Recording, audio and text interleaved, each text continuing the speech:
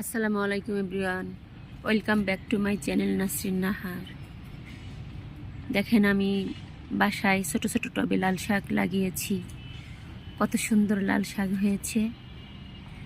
আপনার এরম বাসায় ফুল লাগানোর পাশাপাশি লাল শাকও লাগিয়ে খেতে পারবেন ইচ্ছা থাকলে। আলহামদুলিল্লাহ, দেখেন আমার লাল শাকগুলো কত সতেজ এবং টাটকা দেখাচ্ছে।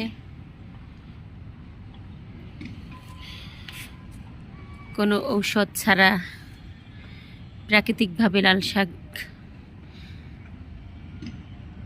খাওয়া যাচ্ছে। আপনাদের দেখাচ্ছি, দেখেন আমার লাল শাকের কালারটা কত সুন্দর এসেছে।